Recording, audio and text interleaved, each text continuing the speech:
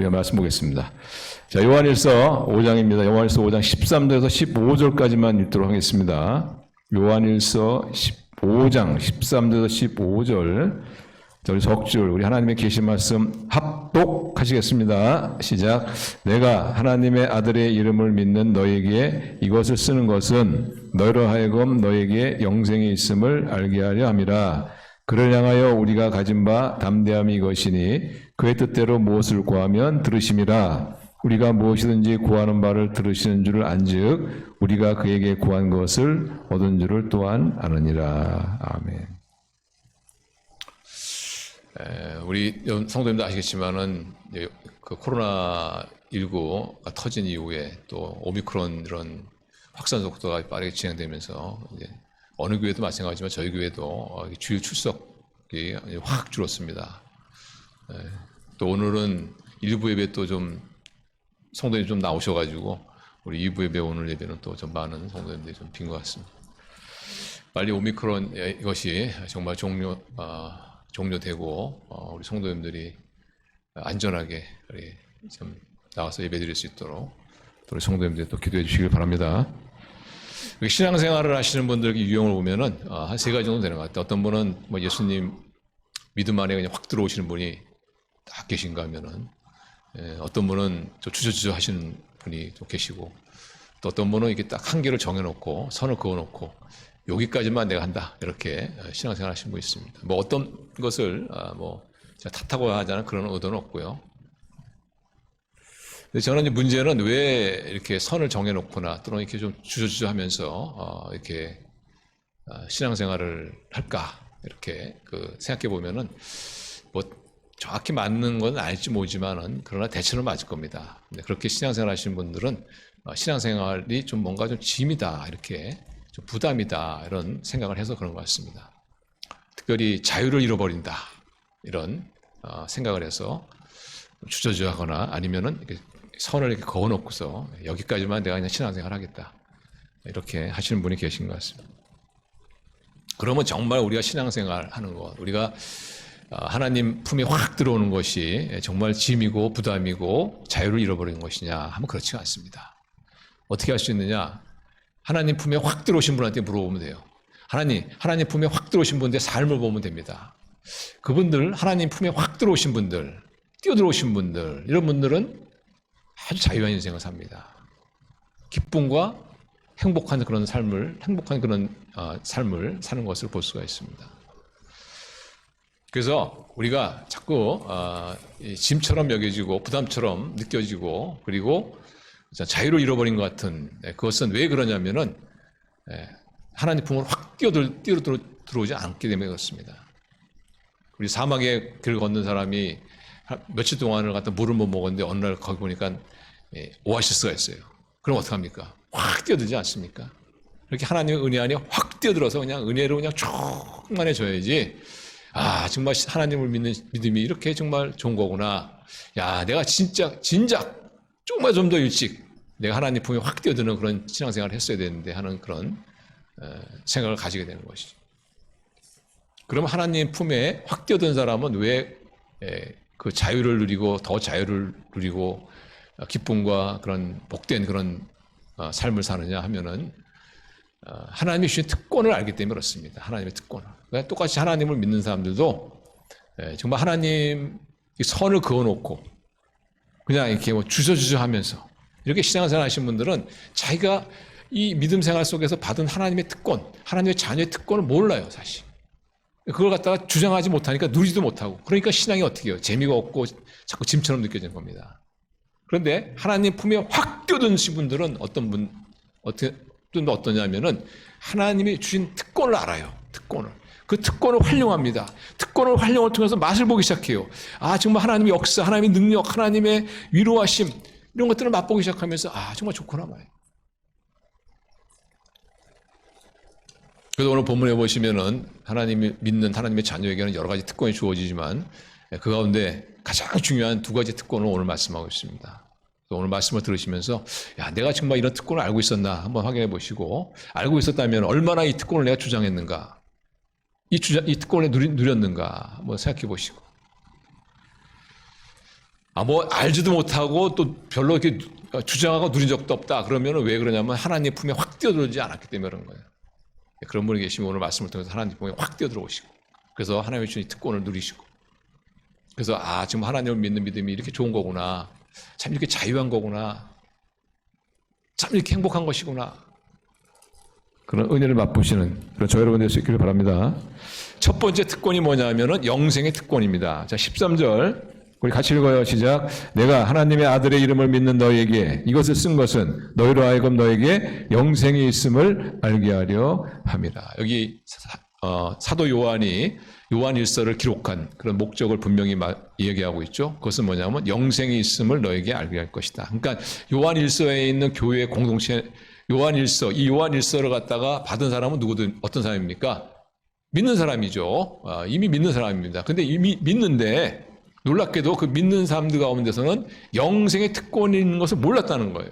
그래서 지금 사도 요한이 영생의 특권이 있음을 내가 너에게 알려주기 위해서 이 서신을 쓴다. 이렇게 기록한다. 이렇게 이야기하고 있습니다.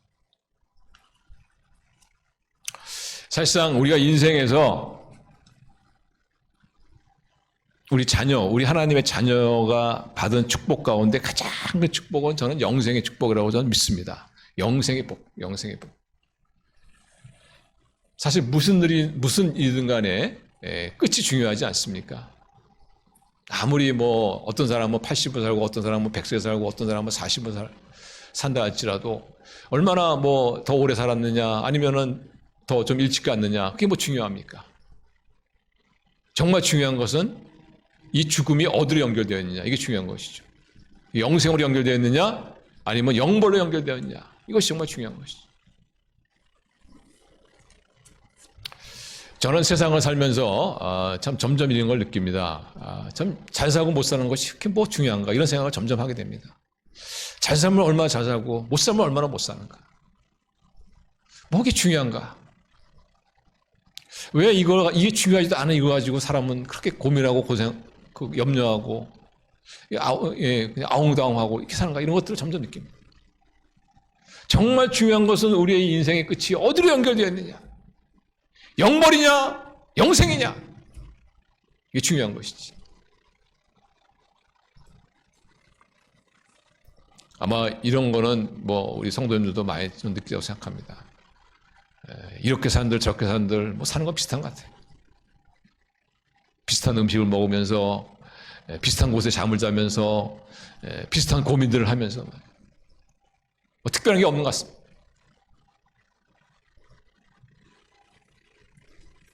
제가 1등석 비행기 1등석을 딱 2번 타봤는데 중국 갈 때하고 일본 갈 때하고 2번 타봤는데 제가 중국 갈 때 1등석을 딱 타니까 정말 제 평생 처음 타니까 너무 좋더라고요.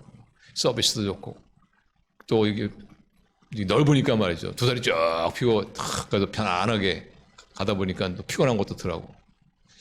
야 1등석이 좋긴 좋구나 이런 생각을 했습니다. 이카노미 그 석에서 제가 앉아갈 때는 좀 비좁고 막 그랬었는데 요즘은 좀 넓어졌습니다만은 이래서 1등석 하는구나. 이래서 비싼 요금을 치르고 여기에 앉아서 하는구나. 좀 이런 생각을 했습니다. 그리고서 이제 공항을 딱 도착했는데 중국에 있는 공항을 딱 도착해서 내리는데 내려가지고는 이제 출국 심사를 이렇게 하는 줄에 서가지고 기다리는데 묘한 생각이 들더라고요. 어떤 생각이 드냐면은 내가 몇 시간 동안 1등석에 앉아가지고 편하게 온 나나 이카노믹석에 앉아가지고 좀 불편하게 온 사람이나 뭐 다를 바가 없다는 겁니다. 줄 서서 기다리는 느낌이. 그런 걸 내가 경험하면서 인생이 이럴 수 있겠구나 이렇게 생각했습니다. 뭐 잘 살면 얼마나 잘 살고 못 살면 얼마나 못 살고 뭐 다 인생이 그런 것이지. 그러나 정말 중요한 것은 뭐냐. 이 인생의 끝이 어디로 연결되어 있냐. 영생이냐 영벌이냐. 그것이 정말 우리에게 중요한 문제예요.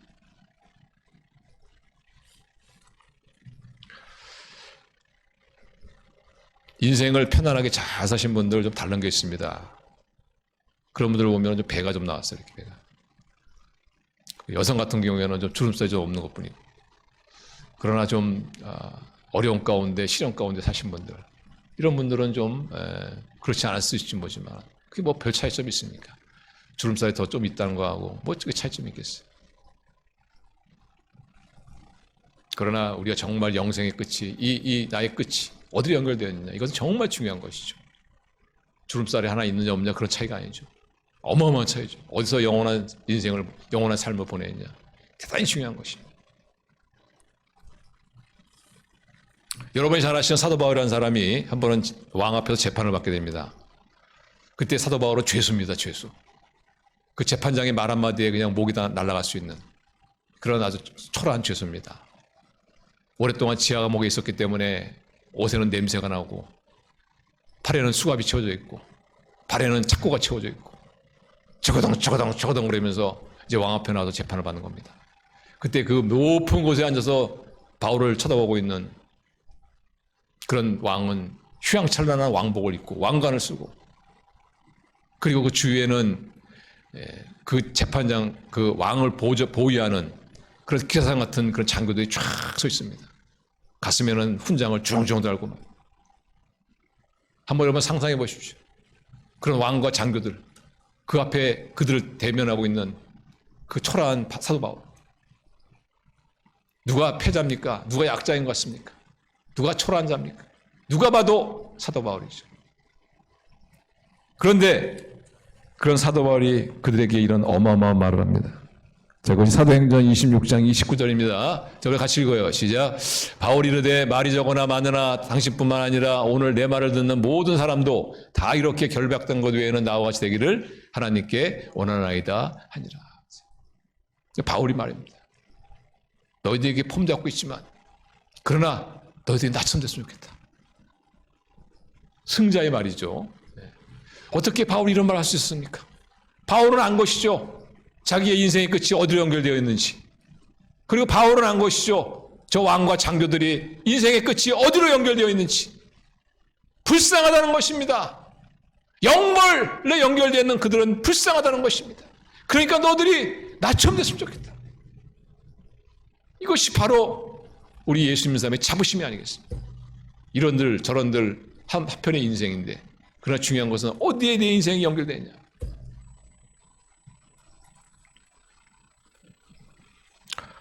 그래서 하나님께서는 우리에게 영생의 특권, 우리는 이 땅에서 때로는 좀 고단하게 살 수 있지만은, 그러나 우리의 인생의 끝이 영생으로 연결된 것을 여러분 믿으시길 바랍니다.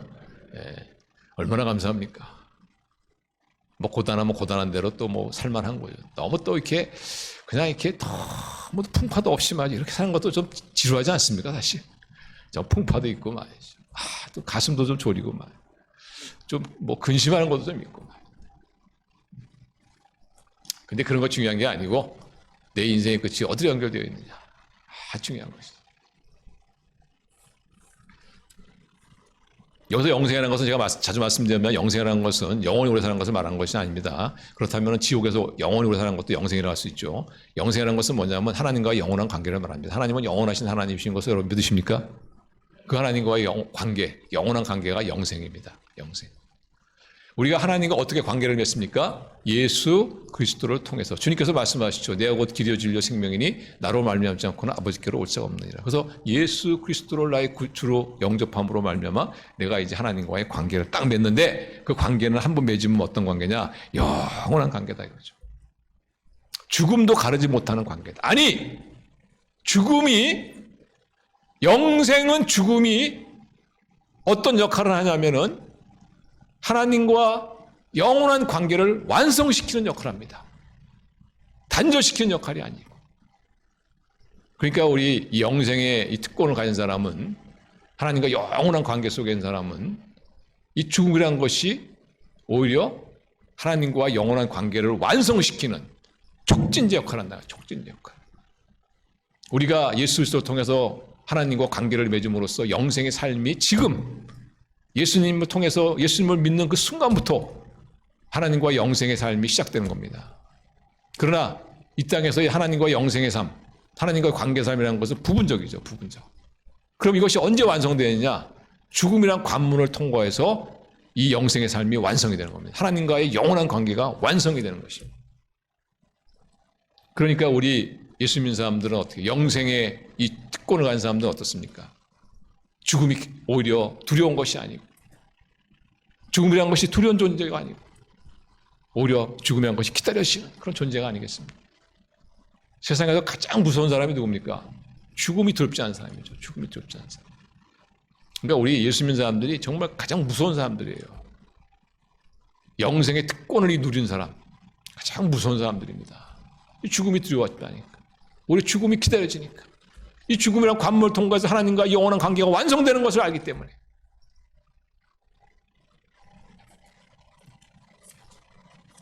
그러면 목사님은 빨리 돌아가시지 왜 거기서 설교하고 있습니까? 이렇게 말씀하시는 분도 없잖아 있겠지만 그거야 전 모르는 일이죠. 하나님이 어떻게 나를 불러가실지 또 언제 불러가실지 그건 모르는 일이죠.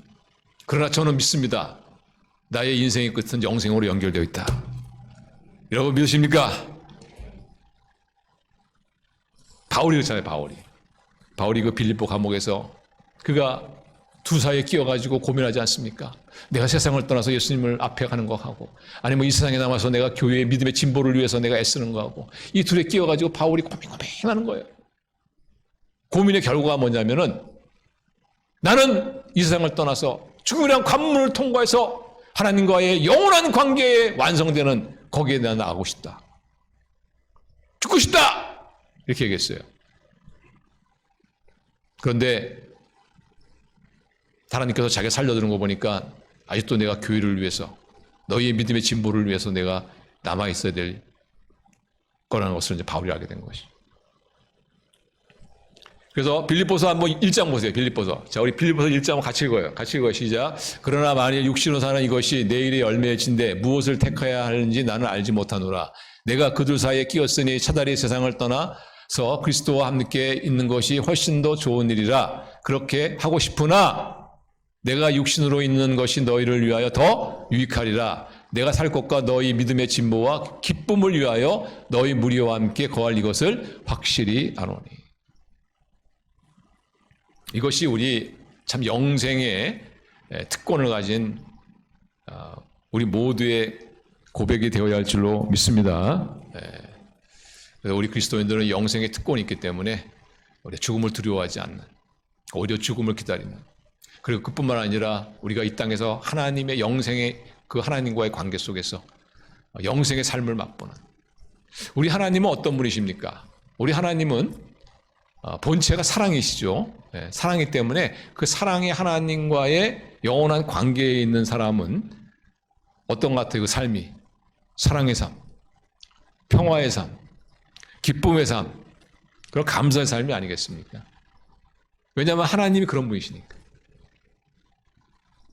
그래서 우리가 하나님과의 관계 속에서 기쁨과 평화와 감사와 이 사랑, 이것을 가르쳐 뭐라고 말하느냐면 바로 영생의 삶을 맛본다. 부분적으로 맛본다. 이렇게 말하고 있는 것입니다. 그래서 우리는 영생의 삶의 특권, 영생의 특권, 이 땅에서 우리가 부분적으로 영생의 삶을 맛볼 뿐만 아니라 죽음을 두려워하지 아니하고 오히려 죽음을 더 기다리며 죽음을 넘어서는 그런 특권이 우리에게 주어졌다는 것을 아시고 이 특권을 누리시기를 주님의 이름으로 축원합니다.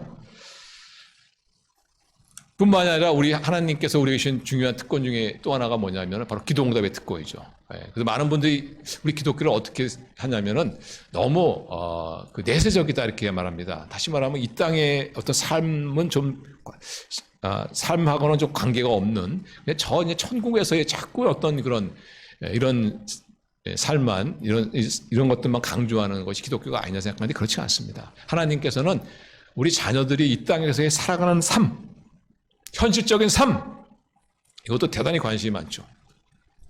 그래서 우리가 이 땅에서의 삶에 관심이 있으시기 때문에 주신 특권이 뭐냐면 바로 그것이 기도응답의 특권입니다. 기도응답의 특권. 이 땅에서 어떻게 해요? 너희들이 잘 살아라 이거죠. 주신 것이 기도응답의 특권이에요. 그래서 14절 15절 보시면 이렇게 말합니다. 우리 같이 읽어요. 시작. 그를 향하여 우리의 가진 바 담대한 것이 이것이니 그의 뜻대로 무엇을 구하면 들으심이라. 우리가 무엇인지 구하는 바를 들으신 줄을 안지 우리가 그에게 구한 것을 얻은 줄을 또한 아느니라. 요한의 이야기는 이겁니다. 기도 응답의 확신을 지금 이야기하고 있는 것이죠. 우리가 기도하면 하나님이 들으세요, 안 들으세요? 들으시죠? 하나님이 듣는다는 것은 무엇을 의미하냐면 하나님이 응답하신다는 것을 말합니다. 자, 우리가 기도했어요. 근데 하나님이 들으셨어요. 여러분, 하나님 들으신 거 믿습니까? 예, 하나님은 살아계시되 듣죠. 예, 듣습니다. 그럼 들었다는 것은 뭐, 들었는데 하나님께서 잊어버렸어. 까먹었어. 그런 일이 있을 수 없죠. 그래서 하나님께서 우리 기도를 들었다는 말은 뭐냐면 우리 기도에 응답하신다는 겁니다. 들었다, 응답한다 이런 뜻입니다. 그래서 우리가 기도하면 하나님께서 들으시는 걸 알기에, 들으시면 하나님께서 그것을 실행하시는 것을 알기에 우리는 받은 줄로 안다. 이렇게 이야기하고 있는 거예요. 그래서 우리는 하나님은 들으시고 응답하시는 것을 알기 때문에 우리가 하나님께 구하면 우리는 응답받을 것을 안다. 이 기도 응답의 특권이죠. 그러면 하나님께서 왜 우리의 기도에 응답해 주시느냐? 하나님이 우리 기도에 응답해 주신 그 근거가 뭐냐? 그것은 우리가 하나님의 뜻대로 잘 살아서가 아닙니다. 우리 많은 분들이 하나님께서 우리 기도에 응답해 주시는 근거는 우리가 하나님 말씀에 순종할 때, 하나님 뜻대로 잘 살 때, 그때 하나님께서 우리가 기도하면 들어주신다. 이렇게 생각하시는 분들이 많았어요. 근데 정말로 우리가 하나님 뜻대로 잘 살아서 하나님이 우리 기도에 응답해 주신다면은 기도 응답을 받을 사람이 별로 없습니다. 거의 없는 것 같아요. 근데 많은 분들이 하나님 뜻대로 살아야지 하나님께서 기도에 응답해 주신다. 이런 어떤 생각을 가지고 있어가지고 자기가 하나님 뜻대로 살지 못하면 아예 기도할 생각도 안 합니다. 설사 너무나 또 절박해서 기도하더라도 확신이 없어요. 확신 없이 기도해가지고 뭐 기도 응답이 되겠습니까? 하나님께서 우리 기도에 응답해 주신 것은 우리의 계명을 잘 지켜서가 아니고 하나님 뜻대로 잘 살려고 노력해서도 아니고 하나님께서 우리의 기도에 응답해 주시는 그 근거는 뭐냐? 그것은 바로 관계입니다. 관계. 하나님이 우리 아버지 되시고 우리는 그의 자녀이기 때문에 그렇습니다. 영생도 뭐죠? 하나님과 영원한 관계죠. 기도 응답도 마찬가지입니다. 하나님과의 관계가 바로 기도 응답의 근거예요. 근거. 사실 이 이야기는 사도 요한을 통해서 오늘도 말씀하셨지만 그 전에 이미 예수님께서도 똑같은 말씀하셨어요. 우리 하나님께서 우리 기도에 응답해 주시는 것은 바로 하나님의 아버지시고 우리는 그의 자녀이기 때문에 그런 관계의 근거에서 하나님께서 우리 기도에 응답해 주시는 것이다라는 것을 예수님도 몇 번이나 말씀해 주셨습니다. 그래서 마태복음 7장 7절 8절 보세요. 우리 같이 읽어요. 시작. 구하라 그러면 너에게 주실 것이요 찾으라 그러면 찾을 것이요 문을 두드리라 그러면 너에게 열릴 것이니 구하는 이마다 얻을 것이요 찾는 이가 찾을 것이요 두드리는 이에게 열릴 것이니라. 이게 지금 뭐냐면 기도 응답의 확신을 얘기하고 있죠. 반복해서. 자, 이렇게 기도 응답에 대한 확신을 말씀하시면서 그 다음에 이어서 예수님께서 왜 그러면 하나님께서 이렇게 확실하게 기도에 응답해 주시냐? 그 이유가 무엇이냐? 그 근거를 9절 11절 이렇게 말합니다. 우리 같이 읽습니다. 시작. 너희 중에 누가 아들이 떡을 달라 하면 돌을 주며 생선을 달라 하면 뱀을 줄 사람이 있겠느냐? 너희가 악한 자라도 좋은 것으로 자식에게 줄 줄 알거든 하물며 하늘에 계신 너희 아버지께서 구한 자에게 좋은 것을 주시지 않겠느냐? 이게 바로 근거란 말이에요. 악한 부모도 자식에게 좋은 것을 주지 않습니까? 그렇다면 하늘에 계신 하나님께서 자녀에게 좋은 것을 주시지 않겠냐? 악한 부모도 그게 자식이기 때문에 악한 부모라도 그게 자식이고 그 자식이 아버지이기 때문에 주는데 하물며 하나님께 주지 않겠냐.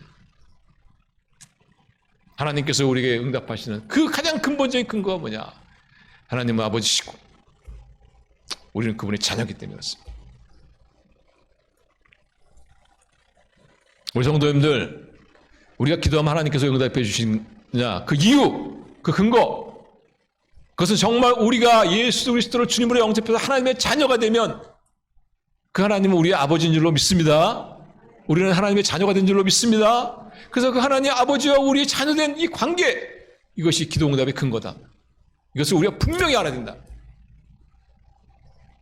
하나님 말을 잘 들어서 하나님 비유를 잘 맞춰서 하나님의 뜻대로 살려고 노력해서 하나님의 말씀에 순종해서 계명에 순종해서 하나님께서 기도 응답해 주신다.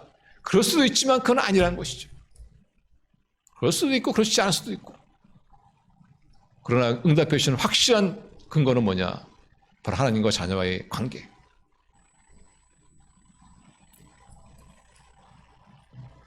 그래서 우리가 왜 제가 자꾸 이런 말씀을 드리냐면은 우리 기도라는 것은 이 확신을 가지고 기도해야 합니다. 이것을 뭐라고 말하냐면 믿음으로 기도한다 이렇게 말합니다. 믿음으로. 여러분 믿는다는 것은 신뢰한다는 얘기 아닙니까? 근데 이게 뭐 긴가민가하면서 이렇게 기도해가지고 이게 믿음으로 기도한다고 말할 수 있겠어요? 그렇게 기도해가지고 무슨 기도 응답을 받겠습니까? 그래서 우리가 기도하려면은 확신, 담대함,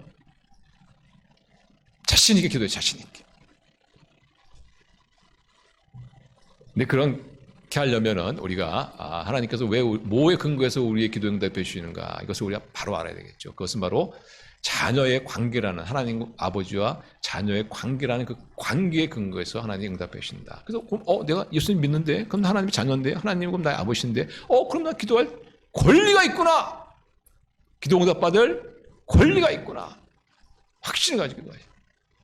기도하다가 하나님께서 너 이거 이런 것들은 너 고쳐야 되겠다. 제가 고치겠습니다. 너 이것들은 너 이거 버려야 되겠다. 제가 버리겠습니다. 이런 이제 하나님과의 교제가 있는 거예요.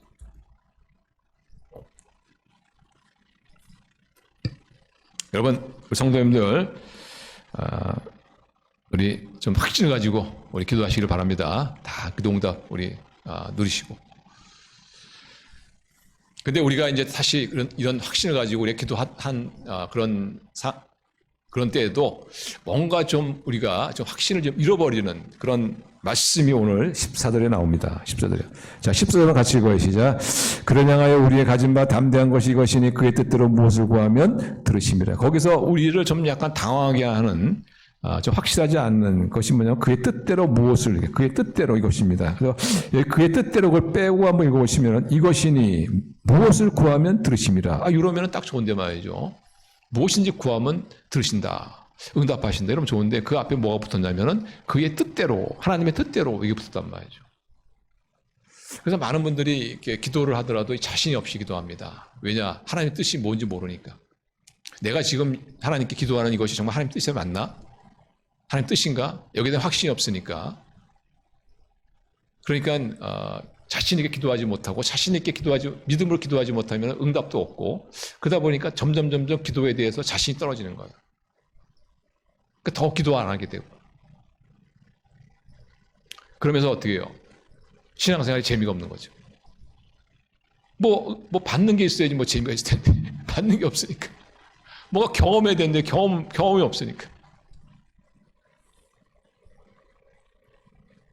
그래서 우리가 이 하나님의 뜻이 뭐냐 이것을 알 필요가 있어요. 하나님의 뜻이 뭐냐. 확신을 좀 가져야 돼요. 하나님의 뜻은 이것이구나. 그런 확신을 좀 가질 필요가 있어요. 모르면 사실 자신 없습니다. 모르면. 하나님 뜻이 뭐냐? 이거 제가 몇 번을 말씀드렸기 때문에 우리 성도님들은 이제 다 아시다고 생각하는데 하나님 뜻은 뭐냐면은 따라하겠습니다. 우리에게 필요하고 우리를 행복하게 하고 우리를 유익하게 하는 것. 하나님 뜻입니다. 꼭 이러면 기억하셔야 돼요.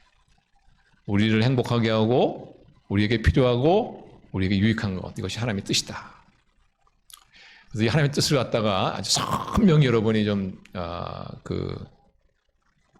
잘 이해하시고 잘 갖고 계셔서 하나님 뜻 나오면은 또 혼돈하지 마시고 그래서 확신을 가지고 기도하시다. 확신을 가지고 나를 유익하게 하고 나에게 필요하고 나를 행복하게 하는 것이 하나님의 뜻이다. 꼭 외우세요.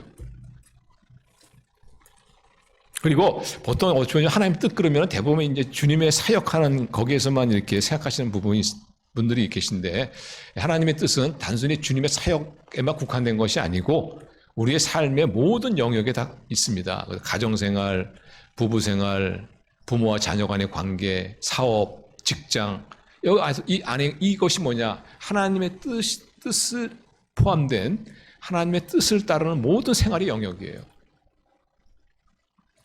그래서 하나님의 뜻을 갖다가 늘 사역에만 여러분이 국한시켜서는 안 돼요. 삶 전체를 다 거기 안에서 하나님의 뜻을 갖다가 찾아야 됩니다. 하나님 뜻이 뭐라고요? 나를 유익하게 하고 필요하고 행복하게 하는 거예요. 그래서 어떤 사람이 열심히 기도했어요. 근데 기도 응답이 없어. 왜 그럴까요? 하나님의 뜻은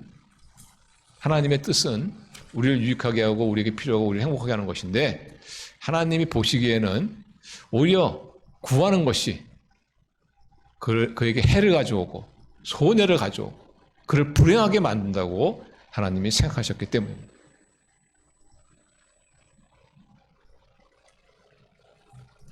그래서 우리가 이게 기도를 오랫동안 했는데 응답이 없으면 아마 3번 정도는 생각을 해봐야 돼. 이게 내가 구하는 이것이 오히려 나에게 손해를 가져오고 오히려 나를 무익하게 하고 나를 불행하게 하는 것은 그런 것은 아닌가. 근데 한 번 정도는 생각해 봅시다. 하나님은 우리가 불행해지는 것, 우리가 손해 당하는 것 절대 허용하지 않습니다. 왜냐? 하나님의 뜻은 우리에게 필요하고 우리를 유익하게 하고 우리를 행복하게 하는 것이기 때문에.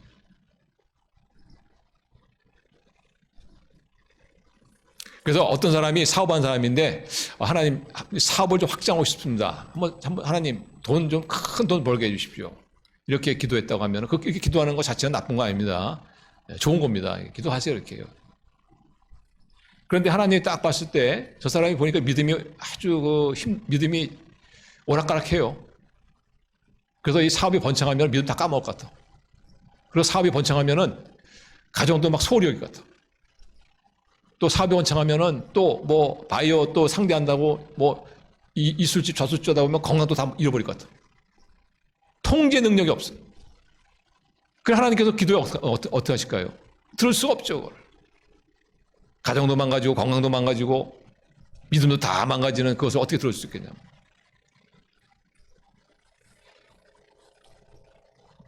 그래서 하나님의 뜻은 이겁니다. 우리에게 유익하고 우리를 필요하고 우리를 행복해 하는 것이다. 그럼 하나님의 뜻을 어떻게 아느냐?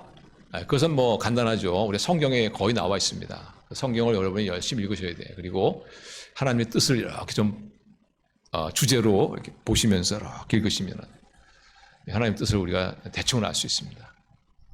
만약 어떤 분이 술집이 뭐 싸게 나왔어. 아주 길목도 좋아. 저거 인수해가지고 하면은 돈을 벌 것 같아. 그래서 하나님 기도합니다. 하나님, 저 술집을 제가 인수해야 될까요?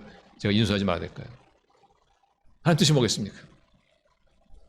인수하지 말아야지. 사실 이런 거는 우리가 웬만큼 저 성경을 알고 하나님을 알고 있는 분은 하나님의 성품을 알고 있는 분 이런 분들은 다 아시죠, 그죠? 그러나 문제는 뭐냐면은 이 두 가지가 다 좋을 때 어떤 것을 선택하는 것이 하나님 뜻이냐 이런 건 좀 어렵습니다, 사실. 예를 들면 제가 직장을 위해서 열심히 기도했는데 두 군데에서 회사에서 연락이 왔어요. 당신 우리가 저기 고용하고 싶다. 근데 둘 다 좋아요. 둘 다 건강한 회사야. 건강한 철학과 건강한 그 운영 방식으로 하는 회사입니다. 이럴 때 어떤 회사를 선택하는 것이 하나님 뜻이냐. 이런 건 좀 어렵습니다, 사실. 근데 이때 어떤 것을 선택하는 것이 하나님의 뜻이냐면은 내가 더 좋아하는, 내가 더 마음이 가는, 내가 좋아하는 회사를 선택하면 됩니다. 그럼 그게 하나님 뜻이에요. 왜 그러냐면은 우리의 인생의 목적이 뭐냐면 섬김입니다, 섬김. 그렇죠? 예수님께서 말씀하시죠. 예수님께서 당신이 이 세상에 오신 목적을 뭐라고 그랬죠? 자, 우리 마태복음 한번 열어보세요, 마태복음. 자, 우리 같이 읽어요. 시작. 인자가 온 것은 섬김을 받으려 함이 아니라 도리어 섬기려 하고 자기 목숨을 많은 사람의 대속물로 주려 함이니라. 그러니까 예수님이 오신 목적은 섬김이거든요. 예수님을 따르는 우리 모두 또 삶의 목적이 뭐냐? 섬김이거든요. 섬김. 그럼 어떻게 하면 더 잘 섬길 수 있느냐? 하나님 주시는 은혜, 하나님 주시는 축복, 하나님 주시는 시간, 나의 건강 이런 모든 걸 가지고 우리가 섬기는 것이 우리 삶의 목적 아닙니까? 그런데 우리가 어떻게 하면 더 잘 섬길 수 있냐면은 내가 좋아하는 걸 해야 합니다. 내가 좋아하는 거를. 그리고 내가 잘하는 걸 해야 돼. 그렇기 때문에 똑같은 회사인데 똑같이 참 좋은 회사인데 어느 걸 선택하는 것이 하나님 뜻이냐면은 내가 더 마음이 가는 회사를 선택하는 것이 하나님 뜻이에요. 왜냐하면 내가 더 마음이 가면 그만큼 잘 회사를 섬길 수가 있습니다.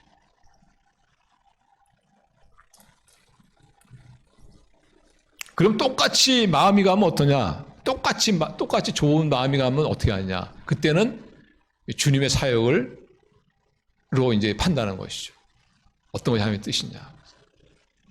우리 많은 분들이 주님의 사역 그러면 교회에서 사역만 하다 주님의 사역을 하는데 그렇지 않습니다.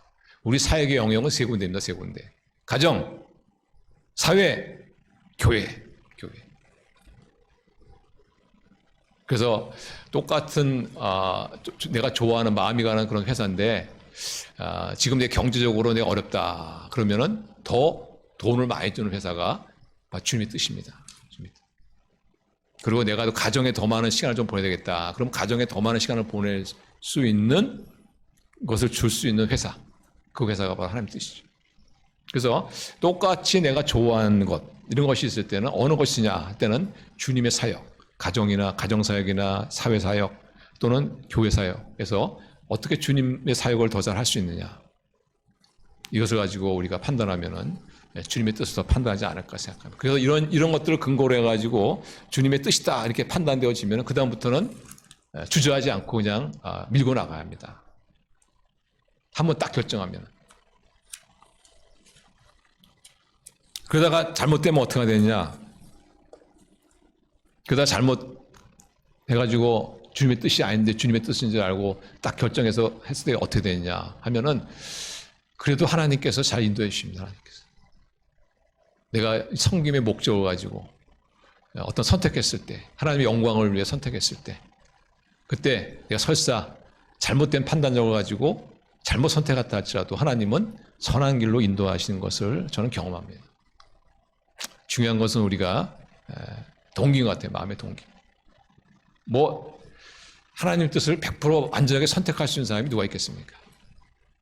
그러나 내가 바른 동기를 가지고 섬김의 목적을 위해서 하나님의 영광을 위해서 내가 좋아하고 내가 더 원하는 것을 선택했을 때 설사 그것이 잘못된다 할지라도 하나님은 선하게 인도하신다. 이것을 믿으시길 바랍니다. 그래서 밀고 나가야 되는 거예요. 밀고 나가야 돼.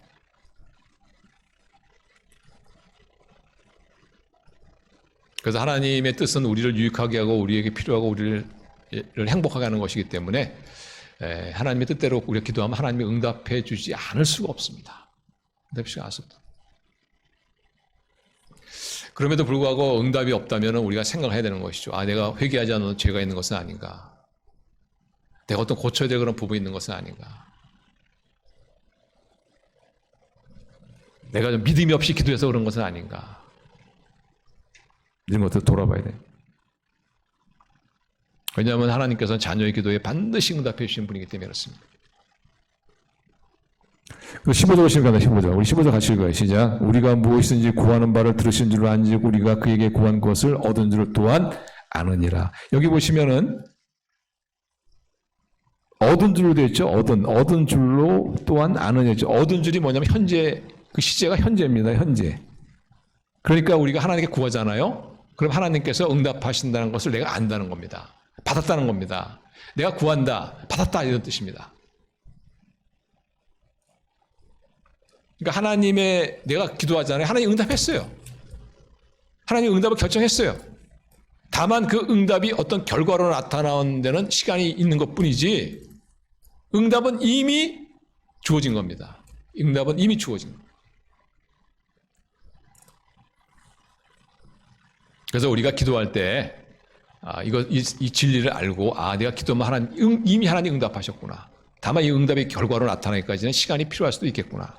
그래서 우리가 절대 낙심하지 않고 우리가 끝까지 기도해야 될 수 있는 이 근거가 뭐냐? 이 말씀입니다. 이 말씀.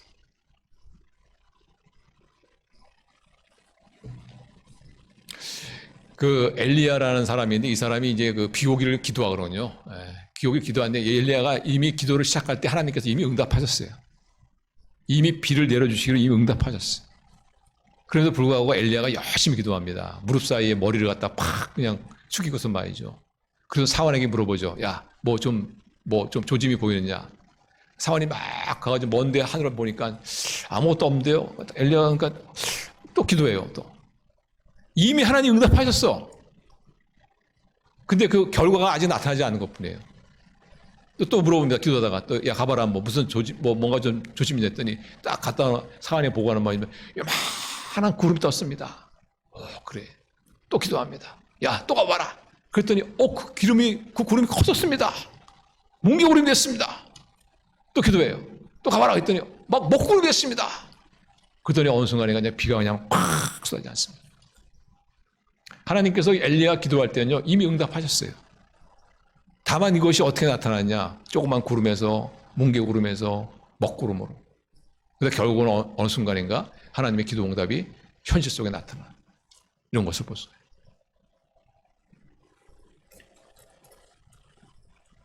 하나님은 언제나 최선의 시간을 기다리죠. 우리 성도님들, 우리 자녀들이 하나님의 뜻대로 구하면은 하나님은 응답하시 없다는 사실을 꼭 기억하시고 우리 기도에 힘쓰시는 우리 성도 되시기를 바랍니다.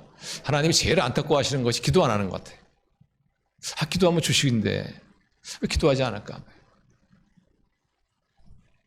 우리는 야고보 4장 2절 말씀을 좀 우리가 잘 주목할 필요가 있습니다. 우리 같이 읽으시자. 너희는 욕심을 내어도 얻지 못하며 살인하며 시기하여도 능히 취하지 못함으로 다투고 싸운도다. 너희가 얻지 못함은 구하지 아니하기 때문이다. 구하지 않으면은 얻지 못한다. 그런 뜻이죠. 얻지 못한다.